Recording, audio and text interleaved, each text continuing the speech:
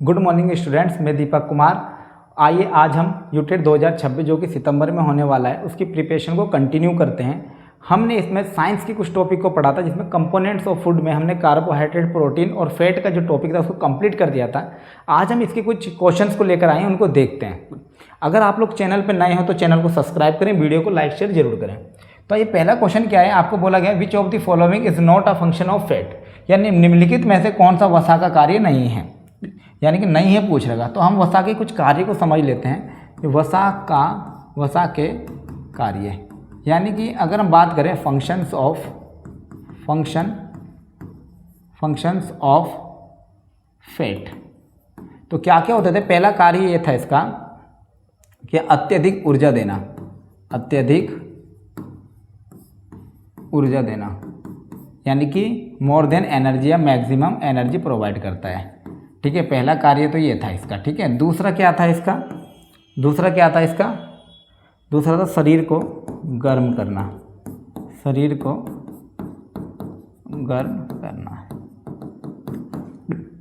और क्या था, विटामिन का अवशोषण, विटामिन के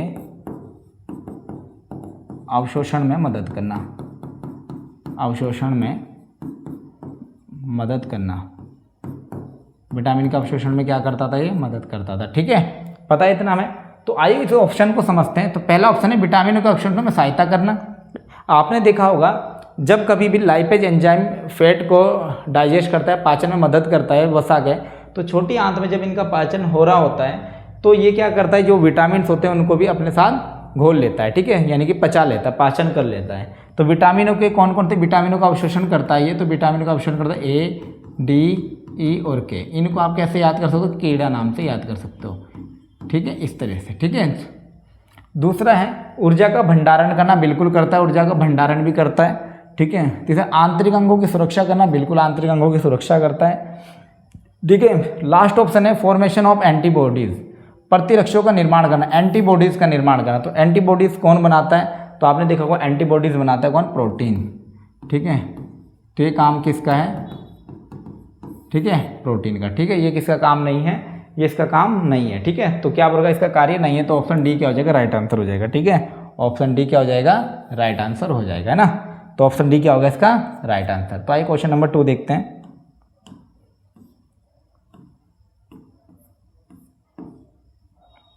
तो क्वेश्चन नंबर 2 है which type of fat increase LDL, यानी कि बैड कोलेस्ट्रॉल, ठीक है, and decrease HDL, good cholesterol. कौन सी वसा एलडीएल खराब कोलेस्ट्रॉल बढ़ाती है तथा एचडीएल अच्छे कोलेस्ट्रॉल को घटाती है। पहले हम सबसे पहले एचडीएल की फुल फॉर्म समझ लेते हैं। एचडीएल की फुल फॉर्म होती है, H4 होता है low, D for density, low density, L for lipoprotein, low density lipoprotein, यहाँ लिख देता हूँ मैं, लिपोप्रोटीन। ठीक है, एलडीएल की फुल फॉर्म होती है, और एचडीएल की जो फुल फॉर्म होती है, एचडीएल की फुल फॉर्म होती है high density lipoprotein, high density lipoprotein, ये इसकी क्या होती है, फुल फॉर्म होती है। अब आपने देखा होगा क्या कह रहा है, ये कौन सी ऐसी वसा है जो एचडीएल खराब कोलेस्ट्रॉल तो बढ़ाती है और अच्छे कोलेस्ट्रॉल को क्या करती है, कम करती है। तो हमने देखा है मेनली जो ट्रांसफैट होता है, ट्रांसफैट क्या करता है, एलडीएल को तो बढ़ा देता है और एचडीएल को घटा देता है। आपने अगर हमारी क्लास देखी है पिछली क्लास फैट की, तो उसमें हमने इस क्वेश्चन को अच्छे से समझाया था कि जो ट्रांसफैट होता है ये सबसे खराब वसा होती है, ये एलडीएल की मात्रा को बढ़ाती है और एचडीएल की मात्रा को घटाती है, इसलिए सबसे ज़्यादा नुकसानदायक ह्यूमन बॉडी में ये रहती है ट्रांसफैट। तो इसका राइट आंसर हो जाएगा ट्रांसफैट। ठीक है, क्लियर है यहाँ तक। तो है इसका नेक्स्ट क्वेश्चन समझते हैं।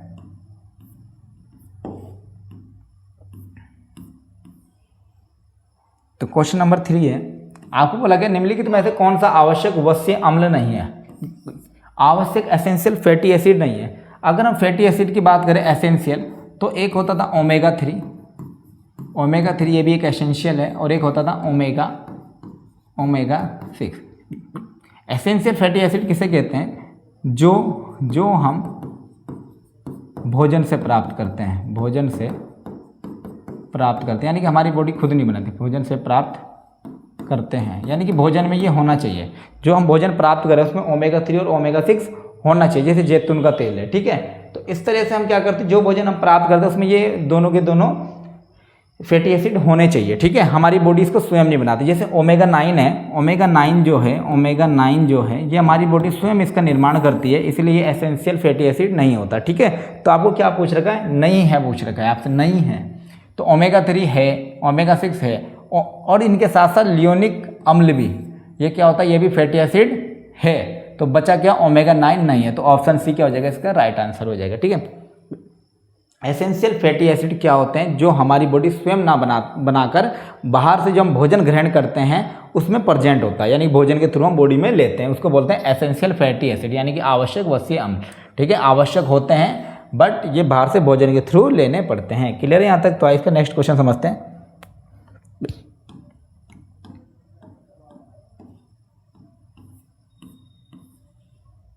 ठीक है। तो क्वेश्चन नंबर 4 है, which vitamin are most affected if fat absorption is impaired. यदि वसा का अवशोषण प्रभावित हो जाए तो किन विटामिनों की कमी होने की संभावना सबसे अधिक होती है। यानी कि यदि वसा का अवशोषण प्रभावित हो जाए, यानी कि अगर वसा ही अवशोषित ना हो, यानी कि मान लो अगर आपकी बॉडी में वसा का जो अवशोषण है वही ना हो रहा हो, यानी कि आपकी बॉडी में वसा की कमी हो गई एक तरीके से, तो किन विटामिनों की कमी होने की संभावना। देखो वसा में जो सोल्यूबल है, वसा में जो विटामिन घुलते हैं, मैंने अब इनको बताया कीड़ा नाम से आप याद कर सकते हो, ये घुलते हैं, यानी कि vitamin A, vitamin D, vitamin E, vitamin के, ये विटामिन वसा में घुलते हैं, ठीक है। अगर वसा की कमी हो गई तो इन विटामिनों का अवशोषण नहीं हो पाएगा, तो किन सबसे अधिक संभावना किसकी होती है, विटामिनों की कमी की। तो किन विटामिनों की कमी हो जाएगी बॉडी में, विटामिन ए, डी, ई के। तो ऑप्शन सी क्या हो जाएगा, राइट आंसर हो जाएगा, ठीक है। इनकी कमी हो जाएगी क्योंकि इनका अवशोषण नहीं हो पाएगा, घुल नहीं पाएंगे क्योंकि फैट में सोल्यूबल है, ठीक है। तो इनकी क्या हो जाएगी, मेनली कमी हो जाएगी। तो आइए नेक्स्ट क्वेश्चन समझते हैं।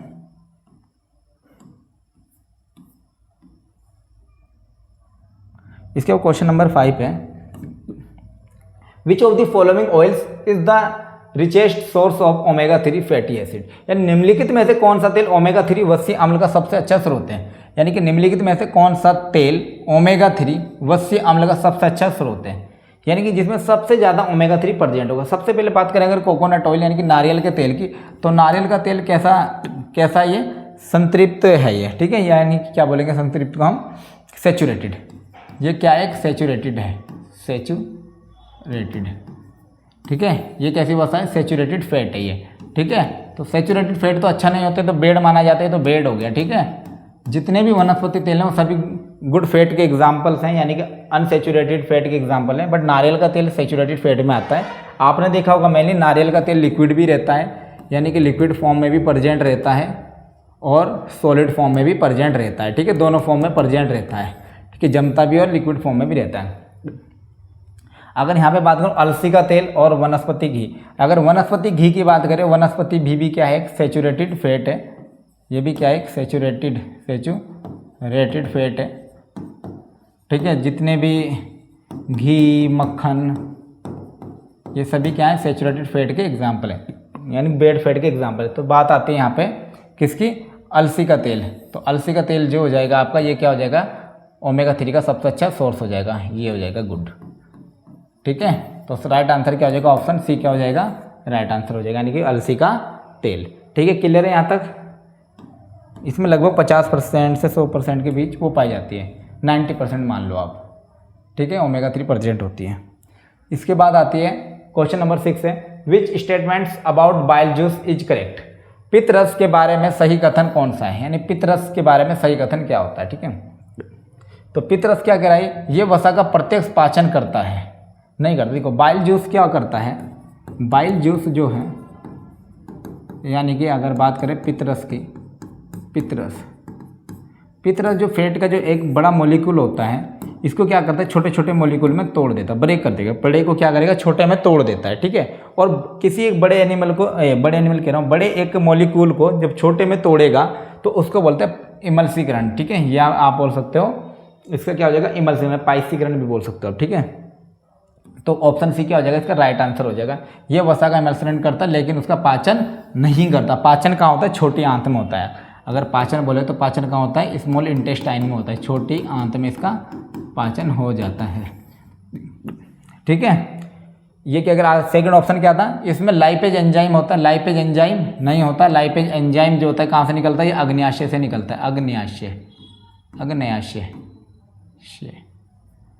कहाँ से निकलता है, पैनक्रियाज से निकलता है, ठीक है। पैनक्रियाज एक मिक्स ग्लैंड है, ठीक है, जो हार्मोन और एंजाइम दोनों का स्त्रावण करती है, इंसुलिन हार्मोन निकालती है, लाइपेज और पेप्सिन एंजाइम को रिलीज करती है, ठीक है। तो लाइपेज एंजाइम होता है, नहीं होता, ठीक है।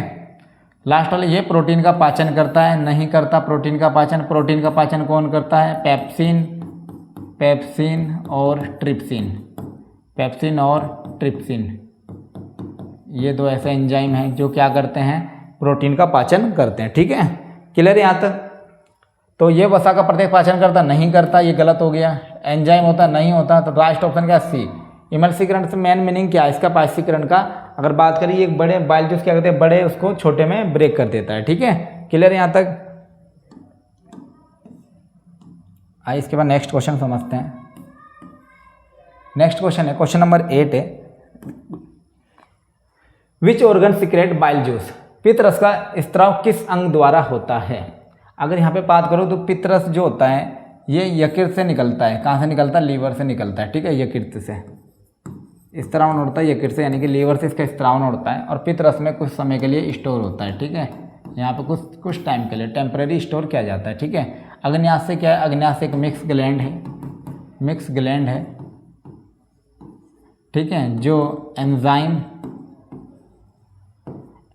प्लस हार्मोन दोनों का सिकरण यानी कि स्त्रावण करती है, ठीक है। एंजाइम कौन कौन से करती है, एंजाइम यहाँ से करती है, रिलीज करती है, एक तो ये पेप्सिन और दूसरा लाइपेज। पेप्सिन क्या करता है, प्रोटीन का डाइजेशन करता है, प्रोटीन को पचाता है, और लाइपेज फैट को। और जो हार्मोन होता है ये कौन सा करती है, इंसुलिन हार्मोन करती है, ये रक्त में शर्करा की मात्रा को नियंत्रित करता है, यानी कि ये किसको लगाया जाता है, शुगर के पेशेंट को लगाया जाता है इंसुलिन का इंजेक्शन, ठीक है। शर्करा के लेवल को नियंत्रित करता है, हार्मोन रिलीज करती है। क्लियर है। इसके बाद छोटी आंत, ये छोटी आंत क्या करती है, जो फूड होता है इसमें उसको पचाने का कार्य करती है, पचाने का कार्य, यानी कि जो फूड है, जैसे लिक्विड फूड तो बड़ी आंत में चला जाता है, बाकी फूड जो है छोटी आंत में क्या होता है, पाचन इसका होता है, ठीक है। जो पित्तरस होता है वो जो फैट का जो बड़ा मॉलिक्यूल होता है उसको छोटे छोटे पार्ट्स में क्या कर देता है, डिवाइड कर। जैसे मान लो ये बड़ा है, इसको छोटे छोटे पार्ट में तोड़ देगा, और ये जब छोटी आंत में जब इसका पाचन शुरू होगा तो उसके लिए स्पेस बढ़ जाता है, स्पेस बढ़ जाएगा, ठीक है। तो पाचन का होता है छोटी आंत में, स्मॉल इंटेस्टाइन में क्या होता है इसका पाचन। रिलीज कहाँ से होता है, यकृत से रिलीज होता है, नहीं लीवर से रिलीज होता है। तो पित्तरस का स्त्रावण किस अंग द्वारा किया जाता है, तो लीवर से किया जाता है, ठीक है। ह्यूमन बॉडी का सबसे लार्जेस्ट अंग भी इसी को कहते हैं। इसकी ये तुरंत से मतलब अगर ये इसको लीवर को थोड़ा कट लग जाए इसमें तो ये जल्दी से मतलब वो कर लेता है, दोबारा से सही हो जाता है, मतलब, ठीक है।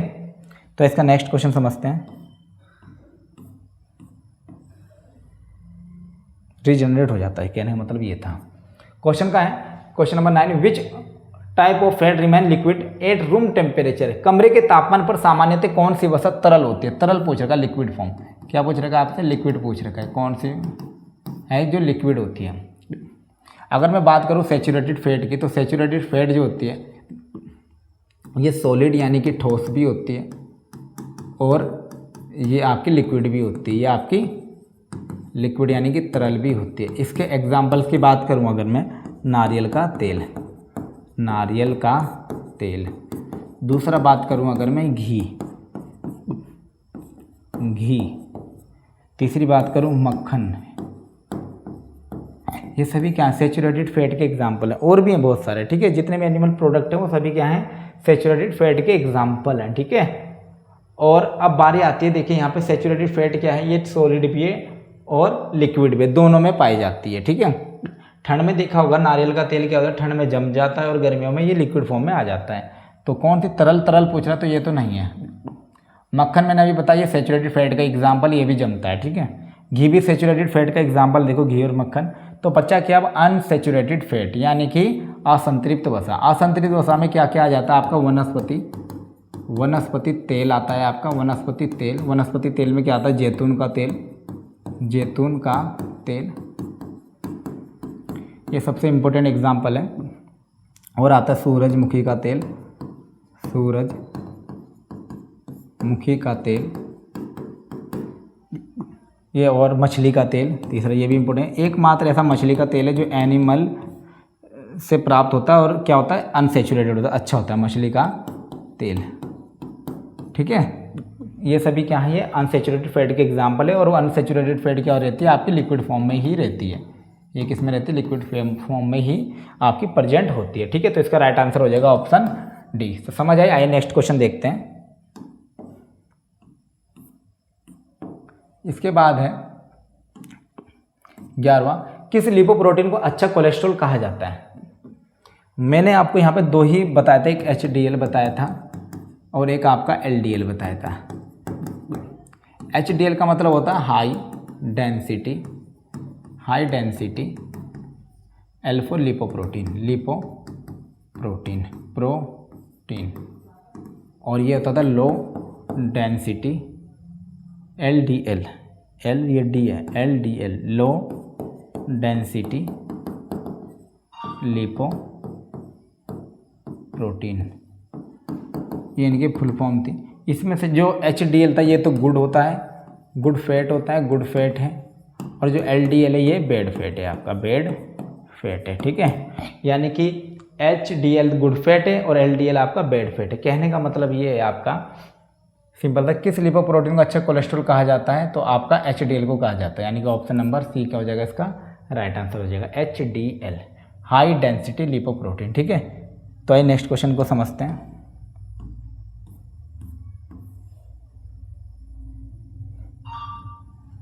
क्वेश्चन नंबर 12, खाना पकाने के तेल को बार बार गर्म करने से मुख्य रूप से क्या बनता है। अगर खाना पकाने वाला तेल उसको बार बार अगर आप गर्म करोगे तो देखा होगा आपने, ठीक है, वो क्या बन जाता है, ट्रांसफैट का काम करता है। देखो समोसे बनाने वाला एक ही तेल में बार बार समोसे पकाता रहता है, या मोमोज फ्राई करने वाला उसी तेल में बार बार मोमोज फ्राई करता है, तो वो क्या बन जाता है, आपके लिए हानिकारक ऑयल बन जाता है। और किस में कन्वर्ट हो जाता है, ट्रांसफैट में कन्वर्ट हो जाता है। तो इसका राइट ऑप्शन हो जाएगा trans fat.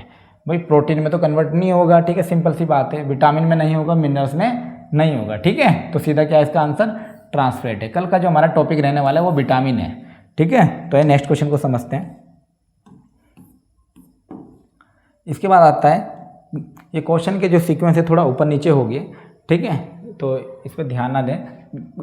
Which of the following statements about fat is correct. वसा के संबंध में निम्नलिखित में से कौन सा कथन सही है। यानी कि इस तरह से आपको सीटेट यूटेट में क्वेश्चन देखने को मिलते हैं, ठीक है। बिल्कुल इस तरह से क्वेश्चन आ जाते हैं जैसे हमने आपको करा रखे, ठीक है। अगर आप हमारा कोर्स लेना चाहते हो और बेसिक पूरी साइंस और मैथ की पूरी प्रिपरेशन करना चाहते हो तो हमने काफ़ी कम कॉस्ट रखा है अभी कोर्स का। अगर आप पेपर 1 लेते हो सिंपल था तो आपको 799 रुपये में मात्र मिल जाता है आपको कोर्स। पेपर 2 अगर आप चाहे वो मैथ साइंस में हो, चाहे वो आपका SST में हो, कोई सा भी एक कोर्स अगर आप लेना चाहते हैं तो उसका प्राइस भी 799 रुपये ही रखा गया है। अगर आप पेपर 1 के साथ कोई सा भी पेपर 2 या तो आप मैथ साइंस ले लो या SST का ले लो तो उसके लिए बिल्कुल कम प्राइस है, 999 रुपये, मात्र 1000 रुपये, ठीक है। ये आपको कहाँ पे अवेलेबल रहेगा, ये हमारा जो बैच है सारथी कोचिंग सेंटर, नाम है सारथी SARTHI, सारथी कोचिंग सेंटर ऐप। किस पे मिल जाएगा आपको, ये सारथी कोचिंग सेंटर ऐप पर अवेलेबल है, ठीक है। इस पे ये आपके लिए अवेलेबल है। इसका जो ऐप का जो लिंक है वो आपको डिस्क्रिप्शन बॉक्स में मिल जाएगा, आपको प्ले स्टोर पे भी इजीली अवेलेबल है। आप अंदर ऐप में अंदर जाओगे तो आपको वहाँ दिख जाएगा। अभी ये कोर्स जो है वो 21 जुलाई से ही स्टार्ट हो रखा है, 21 जुलाई 2026 से ही स्टार्ट हो रखा है ये, यानी कि अभी कुछ ही क्लासें गई हैं। अगर आप अभी जुड़ते हो तो आपको लाइव क्लासेस, PDF नोट्स, ठीक है, रिकॉर्डेड क्लासेस भी मिल सकती है, मतलब मिलेगी आपको, मिल सकती नहीं मिलेगी, ठीक है। तो आप जल्दी जाइए कोर्स को परचेस कीजिए, ठीक है, क्योंकि ये प्राइस जो है लिमिटेड समय के लिए ही है, ठीक है, क्योंकि इसके बाद कहीं प्राइस बढ़ गए तो आप, ठीक है, तो आपका नुकसान हो जाएगा, इसलिए अभी जाके इसको परचेस कर सकते हो आप, ठीक है। तो आइए अपने टॉपिक पे वापस आते हैं, जो हम टॉपिक कंटिन्यू करते हैं। टॉपिक में अगर कुछ भी मतलब इससे रिलेटेड कोई डाउट है तो हमारा ये मोबाइल नंबर नीचे लिखा हुआ है, आप इस पर कॉल करके हमसे संपर्क कर सकते हैं, ठीक है। तो आइए क्वेश्चन नंबर को समझते हैं। वसा के संबंध में निम्नलिखित में से कौन सा कथन सही है। तो कौन सा कथन सही होगा, सभी वसा स्वास्थ्य के लिए हानिकारक होती है। यानी कि जितनी भी वसा स्वास्थ्य के लिए हानिकारक होती है ऐसा नहीं है भाई। हमारे पास अगर मैं बात करूं सेचुरेटेड की, सेचुरेटेड जो फैट है वो तो बैड फैट है, ये तो रियल में भाई गलत होता है, बैड फैट है, ठीक है। बट अगर मैं अनसेचुरेटेड की बात करूँ, अनसेचुरेटेड फैट, ये क्या होता है, ये गुड फैट है। तो गुड फैट होने के कारण ये तो भाई अच्छा फैट है ना, क्योंकि बॉडी को फैट की जरूरत तो पड़ती है, क्योंकि बॉडी में एनर्जी जो है, अत्यधिक एनर्जी किसी कारण से, फैट के कारण से। अगर तुरंत एनर्जी है तो कार्बोहाइड्रेट है, लेकिन अगर लॉन्ग टाइम एनर्जी चाहिए आपको, अत्यधिक एनर्जी की जरूरत पड़ती है दिन भर काम करने के लिए, तो फैट देती है आपको, ठीक है। तो फैट तो गुड फैट भी होती है और बैड भी होती है, यानी कि सभी वसा स्वास्थ्य के लिए हानिकारक होते हैं नहीं भाई, कुछ अच्छी भी होती है। बी, असंतृप्त वसा सामान्य संतृप्त वसा की तुलना में अधिक स्वास्थ्यवर्धक होती है। देखो, unsaturated fat are generally healthier than saturated fat, ठीक है। यानी कि कह रहा है कि जो अनसेचुरेटेड फैट है वो सेचुरेटेड फैट के कंपैरिजन में ज़्यादा स्वास्थ्यवर्धक होती है, हेल्दी होती है, ठीक है। तो ये बात बिल्कुल सही कह रहा है कि अनसेचुरेटेड फैट तो भाई अच्छी होती है अकॉर्डिंग टू सेचुरेटेड फैट, ठीक है। तो ऑप्शन सी है, trans fat improve heart health, यानी कि ट्रांस वसा हृदय स्वास्थ्य में सुधार करती है भाई, नहीं बिल्कुल गलत है। आपको पता है ट्रांस फैट सबसे बैड फैट है, ये कैसी फैट है, एक सबसे बेकार फैट है, बैड फैट है। तो ये तो हार्ट के लिए बेकार होते हैं, क्योंकि आपने देखा होगा जो हमारी वेंस होती, आर्टरी होती है, वो इस तरह से होती है हमारी आर्टरी, ये सपोज कर लो यहाँ पे ह्यूमन हार्ट होता है बना हुआ। तो ये जो आर्टरी होती है, इसमें मेनली क्या होता है, जब आप ट्रांस फैट यूज करते हो या सेचुरेटेड फैट, तो ये चिपचिपी होने के कारण ये हमारी आर्टरी पे इस तरह से जम जाती है। अभी इस तरह से जम जाएगी तो जो ब्लड सप्लाई होगा, यानी कि जो ब्लड इस तरह से फ्लो कर रहा होगा इस तरह से, तो उसके रास्ते को क्या करेगी, संकीर्ण कर देगी, हल्का कर देगी, मतलब पतला कर देगी, तो ब्लड तक, हृदय तक ब्लड की सप्लाई कम हो जाती है, जिसके कारण क्या हो जाता है, हार्ट अटैक आने के चांस रहते हैं, ठीक है। हार्ट अटैक आने के चांस रहते हैं, इसलिए क्या हो जाती है, बैड फैट हो जाता है। हृदय के लिए, हृदय में सुधार करते नहीं भाई, हृदय में सुधार नहीं करती है, ठीक है। तो हृदय में सुधार नहीं करती, तो ये तो राइट आंसर नहीं होगा इसका। फिर क्या, संतृप्त वसा एलडीएल कोलेस्ट्रॉल को कम करती है, यानी संतृप्त वसा एलडीएल को कम करेगी, नहीं भाई, ये एचडीएल को कम करती है। किसको कम करती है, एचडीएल को तो रियल में कम करती है, क्योंकि एचडीएल क्या है, एक गुड फैट है, एचडीएल तो है गुड फैट, ठीक है। जबकि एलडीएल क्या है, एलडीएल है आपका बैड फैट, ठीक है। तो ये भी गलत हो जाएगा, ठीक है। तो इसका ऑप्शन नंबर बी क्या हो जाएगा, राइट आंसर हो जाएगा। बी क्या है इसका, राइट आंसर है बी, ठीक है। तो समझ आया आपको। तो अगर आपको हमारी क्लास समझ आ रही है, सही लग रहे हैं, क्वेश्चन का लेवल भी सही लग रहा है सीटेट यूटेट के हिसाब से, तो आप चैनल को सब्सक्राइब करें, वीडियो को लाइक शेयर करें। हम अपने चैनल पे पूरा यूटेट का सिलेबस को पढ़ाएंगे, ठीक है। तो मैथ्स का, साइंस का, एसएसटी का, ठीक है। तो आइए कंटिन्यू करते हैं क्वेश्चन को।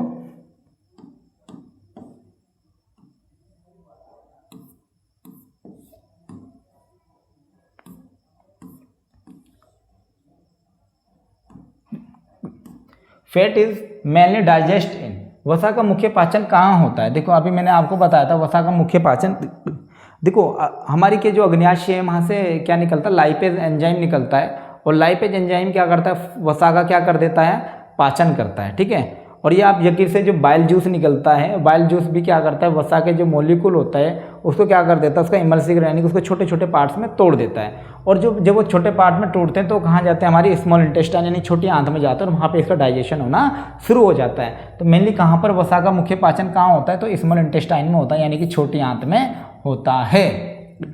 मुँह में तो नहीं होता, आमाशय में नहीं, लार्ज इंटेस्टाइन नहीं। जैसे यहाँ पे लिक्विड फॉर्म है, जैसे वाटर है, तो वाटर यहाँ पे जाता है बड़ी आंत में, हमारी मुख में नहीं है कुछ भी।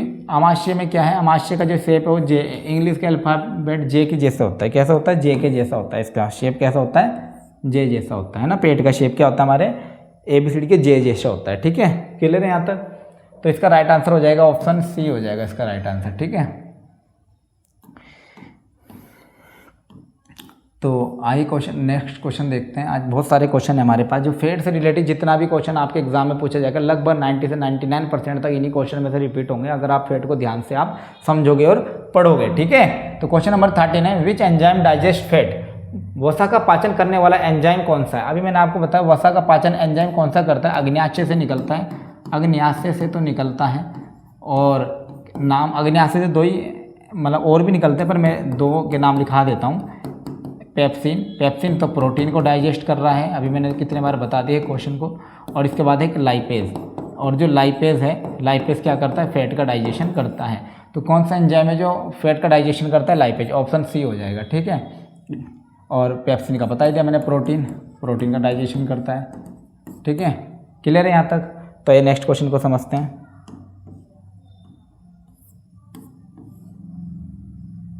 तो क्वेश्चन नंबर 15 है, लाइपेज एंजाइम किस ग्रंथि द्वारा स्रावित होता है? तो अब अभी हमने बता दिया आपको, पैनक्रिया अग्न्याशय द्वारा क्या होता है, रिलीज होता है, स्रावित होता है, सीक्रेट होता है। ठीक है, क्लियर यहाँ तक? थायराइड ग्रंथि से थायरोक्सिन हार्मोन रिलीज होता है। ठीक है, अगर इसकी कमी हो जाती है तो घेंगा रोग भी हो जाता है, यानी कि गोइटर हो जाता है। ठीक है, लीवर से क्या निकलता है, बाइल जूस निकलता है। ठीक है, लीवर सबसे बड़ा अंग है आपके बॉडी का, क्लियर है। और बाकी आगे नेक्स्ट क्वेश्चन देखते हैं, इसका राइट आंसर ऑप्शन सी हो जाएगा। ठीक है, क्वेश्चन नंबर 16 है, पित्तरस का मुख्य कार्य क्या है? पित्तरस का मुख्य कार्य क्या है? Digestion of protein. नहीं भाई, डाइजेशन ऑफ प्रोटीन नहीं करता। प्रोटीन को डाइजेस्ट कौन करता है? आपका पेप्सिन एंजाइम करता है। डाइजेस्ट ऑफ कार्बोहाइड्रेट नहीं, कार्बोहाइड्रेट को डाइजेशन नहीं करता ये। फिर डाइजेस्ट ऑफ विटामिन, विटामिन को डाइजेस्ट कौन करता है? फैट आपका जो है एब्जॉर्ब कर लेता है, उसको फैट कर लेता है, छोटी आंत में जाकर फिर इसका डाइजेशन होता है। तो मेनली कार्य क्या होता है बाइल जूस का? एक फैट के एक बड़े मॉलिक्यूल को छोटे छोटे मॉलिक्यूल में तोड़ना, जिसके बाद जब ये छोटी आंत में जाता है तो उसका एरिया बढ़ जाता है और इसका आराम से डाइजेशन हो जाता है। तो इसका कार्य क्या है? इमल्सिफिकेशन ऑफ फैट, वसा का इमल्शीकरण। ठीक है, तो ये राइट आंसर हो जाएगा ऑप्शन सी। तो आइए नेक्स्ट क्वेश्चन को समझते हैं। नेक्स्ट क्वेश्चन है आपका, निम्नलिखित में से कौन सा वसीय अम्ल मानव शरीर स्वयं बना सकता है? ऐसा कौन सा फैटी एसिड है जो मानव शरीर स्वयं बना सकता है? यानी which of the following fatty acid can be synthesised by the human body? ठीक है, तो कौन बना सकता है? कौन सा ऐसा है? देखो मैंने आपको ऊपर भी ये क्वेश्चन आया था अभी, ओमेगा 3, ओमेगा 6 और लियोनिक अम्ल जो है ये एसेंशियल वो है, एसेंशियल फैट है, ये तो बना सकता है। लेकिन ओमेगा 9 क्या बोल, अच्छा क्या बोला, निम्न कौन सा वसीय अम्ल मानव शरीर स्वयं बना सकता है? तो ओमेगा 9 को खुद बना सकता है। ठीक है, ये एसेंशियल नहीं होता, आवश्यक नहीं होता। ठीक है, ये बॉडी खुद बना, आवश्यक तो है मतलब, पर टाइप में नहीं आता। जैसे हमने यहाँ बना करेंगे ना एसेंशियल, तो उसका मतलब ये आवश्यक यानी कि बाहर से लेने पड़ते हैं, और अनावश्यक का मतलब ये नहीं कि हमें जरूरत नहीं है, जरूरत है लेकिन ये बॉडी खुद बना रहा है। ठीक है, तो ओमेगा 9 क्या होता है? ये बॉडी स्वयं बनाती है। ठीक है, तो नेक्स्ट क्वेश्चन को समझते हैं। इसके बाद है, निम्नलिखित में से कौन सा लिपिड नहीं है? लिपिड नहीं है, तो लिपिड नहीं है ग्लाइकोजन। ठीक है, ये क्या है? एक लिपिड नहीं है। ठीक है, ग्लाइकोजन। ठीक है, तो इसका राइट आंसर है ऑप्शन डी। लिपिड नहीं है पूछ रहेगा तो ऑप्शन डी है। ठीक है, इसका नेक्स्ट क्वेश्चन को समझते हैं। यहाँ पे आइए, नेक्स्ट क्वेश्चन है इसका। क्वेश्चन बहुत सारे हैं। ठीक है, वीडियो काफ़ी लंबा हो चुका है तो इसको थोड़ा समझेंगे फटाफट।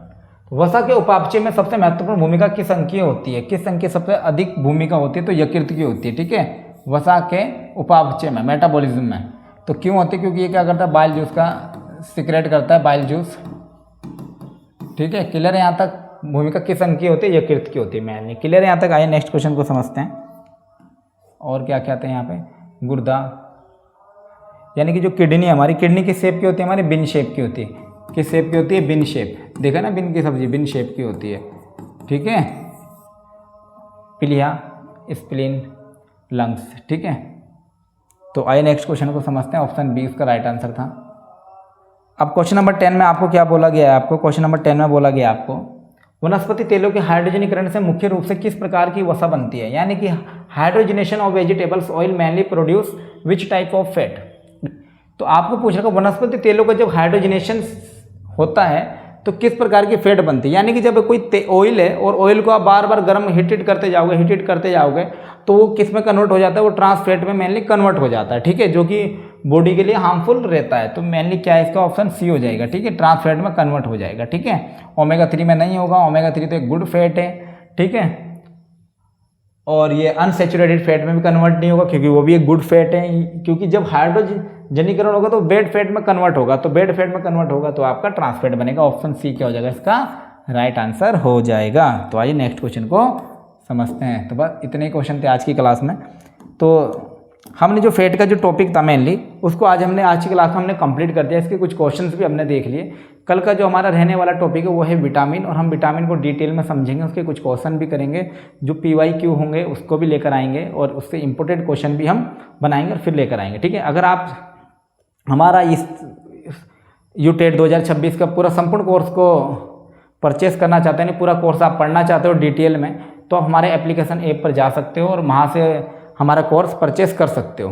ठीक है, कोर्स का लिंक आपको डिस्क्रिप्शन में, ऐप का लिंक आपको डिस्क्रिप्शन बॉक्स में मिल जाएगा या आपके पास प्ले स्टोर पे अवेलेबल है। ठीक है, ऐप का जो नाम है वो है सारथी कोचिंग सेंटर ऐप। आप देख सकते हो ये नाम है इसका लिखा हुआ, सारथी कोचिंग सेंटर ऐप। यहाँ पे देख सकते हो आप, ये लिखा हुआ है नाम सारथी कोचिंग सेंटर। ठीक है। और मोबाइल नंबर ये, अगर कोई भी हेल्प चाहिए होगी तो आपको इस मोबाइल नंबर पे आप कांटेक्ट कर सकते हो। साथ में अगर मैं इसका प्राइस बताऊँ आपको तो मिनिमम प्राइस है पेपर 1 का जो प्राइस है आपके पास वो 799 रुपये है। वहीं पेपर 2 का जो प्राइस है वो भी 799 रुपये है। पेपर 2 में आपको मैथ साइंस के साथ मैथ साइंस का ले लो, चाहे आप SST में इंक्लूड हो जाओ, ठीक है। तो मैथ साइंस का भी SST का भी दोनों के प्राइस सेम है 799 रुपये। अगर आप पेपर 1 के साथ पेपर 2 भी लेते हो तो आपको भारी डिस्काउंट मिलता है, जिसमें आपको 999 रुपये में ये दोनों पेपर का कोर्स अवेलेबल है, ठीक है। अभी कोर्स 21 जुलाई से स्टार्ट हुआ है, तो अभी ज़्यादा क्लासेस भी न्यू ही है। अगर आप हमारे कोर्स में जुड़ना चाहते हैं तो अभी इनरोल हो जाइए, ताकि आप पूरा सिलेबस को अच्छे से पढ़ सको और इस बार कम से कम 130 प्लस मार्क्स भी गेन कर सको। तो आज की क्लास के लिए धन्यवाद, थैंक यू। हमारे साथ जुड़े रहने के लिए चैनल को सब्सक्राइब करें, वीडियो को लाइक शेयर जरूर करें, धन्यवाद।